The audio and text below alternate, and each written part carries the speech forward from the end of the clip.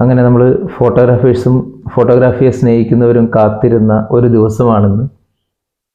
കാരണം 2024 May 15 Canon അവരുടെ flagship ക്യാമറയായ കാനോൺ EOS R1 ഇൻട്രൊഡ്യൂസ് ചെയ്തിരിക്കുകയാണ്. അപ്പോൾ ഇന്നാണ് അതിൻ്റെ ഒഫീഷ്യൽ അനൗൺസ്മെൻറ്റ് ഉണ്ടായിരിക്കുന്നത്.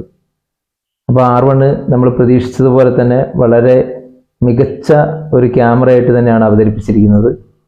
അതിന് എടുത്തു പറയേണ്ട ചില സ്പെസിഫിക്കേഷൻ എന്ന് പറയുന്നത്, ഒന്ന് ഡിജിക് എക്സ് പ്രോസസ്സറിനോടൊപ്പം തന്നെ ഡിജിക് ആക്സിലറേറ്റർ എന്ന് പറയുന്ന ഒരു പ്രോസസ്സറും കൂടി ഇതിനൊപ്പം കൊണ്ടുവന്നിട്ടുണ്ട്.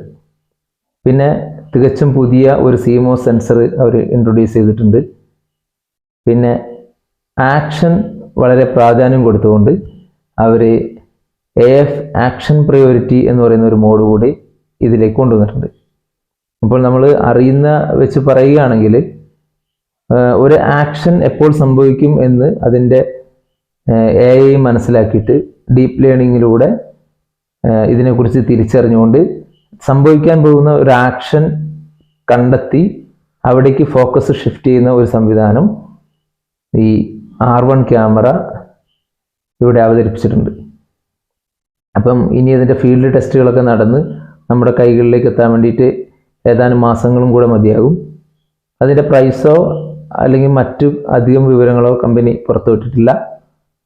എങ്കിലും ഇതുവരെ അവർ തന്നിട്ടുള്ള ആ ഒരു അറിവ് വെച്ചിട്ട് നമുക്ക് എന്തുകൊണ്ടും ഈ ഒരു 4 വർഷത്തെ കാത്തിരിപ്പിന് അർഹമായ ഒരു പ്രതിഫലമാണ് കാനോൺ നൽകിയതെന്ന് കാണണം. അപ്പോൾ ഇനി വരുന്ന ഒളിമ്പിക്സ് അല്ലെങ്കിൽ മറ്റേതെങ്കിലും സ്പോർട്സ് ഇവൻറ്റുകളിൽ കാനോൺ അവരുടെ പോയ പ്രതാപം എന്ന് തന്നെ പറയേണ്ടി വരും, അത് തിരിച്ചു പിടിക്കാനുള്ള ഒരു ശ്രമം കൂടെ നടത്തിയിരിക്കുകയാണ്.